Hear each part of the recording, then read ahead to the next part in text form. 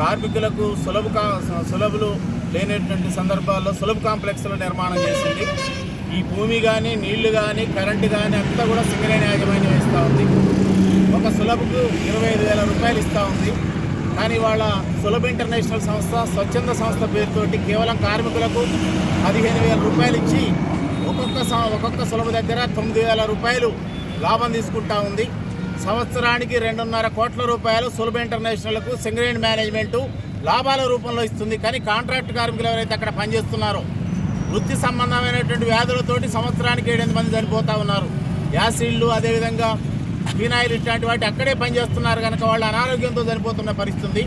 వాళ్ళ సంక్షేమాన్ని కూడా సింగరేణి యాజమాన్యం పట్టించుకోవట్లేదు. ఇవాళ కోట్లాది రూపాయలు వాళ్ళ కార్మికుల సంక్షేమం కోసం ఖర్చు పెడుతున్నటువంటి మేనేజ్మెంటు వాళ్ళకు పిఎఫ్ లేదు, అదేవిధంగా హాస్పిటల్ సౌకర్యం లేదు, అదేవిధంగా బోనస్ ఇవ్వలేదు. కాంట్రాక్ట్ కార్మికులందరికీ సింగరేణిలో ఇచ్చింది 2018లో. కానీ వాళ్ళకి ఇవాళ సులభ వాళ్ళకి ఇవ్వలేదు.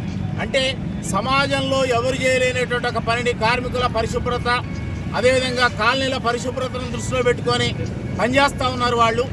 వాళ్ళ మొత్తాన్ని వాళ్ళ జీవితాన్ని కూడా పనంగా పెట్టి అక్కడే వాళ్ళ సులభుల దగ్గర వాళ్ళు జీవిస్తూ ఉన్నారు.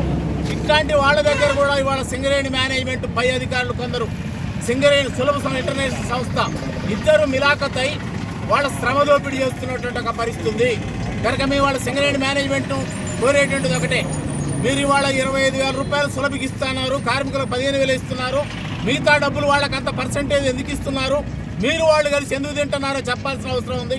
కనుక మేము కోరేటువంటిది వాళ్లకు 2018 నుంచి బ్యాక్ వేజెస్తో బోనస్ను ఇవ్వాలి అనేటువంటిది. ఈఎస్ఐ అదేవిధంగా హెచ్డిఎఫ్సిలో వాళ్ళకు కూడా ఇన్సూరెన్స్ ఇవ్వాలని ఈ డిమాండ్ల మీద ఇవాళ మేము ధర్నా పెట్టినాం. మీరు ఇవాళ దీన్ని అమలు చేయకపోతే మేము సింగరేణిలో భవిష్యత్తులో మీరు తీసుకునేటువంటి దందాలు ఏం చేస్తున్నారో ఇవాళ సులభ ఇంటర్నేషనల్ సంస్థ మీరు కలిసి మిలాఖతై ఇవాళ మొత్తం కూడా పర్సంటేజ్ దీన్ని కార్మికుల పొట్టలు కొడుతూ ఉన్నారు. కార్మికులు ఎవరు చేయలేని పని చేస్తున్నటువంటి వాళ్ళ దగ్గర కూడా మీరు పొట్టలు కొడుతున్న పరిస్థితి. కనుక మీరు తక్షణం వాళ్ళ సమస్యలని పరిష్కరించాలని రేపు సచివాలయ సమావేశం ఉంది. ఈ సమావేశంలో వీళ్ళకి సంబంధించిన అన్నిటి వేళ పరిష్కరించాలని కోరుతున్నాం.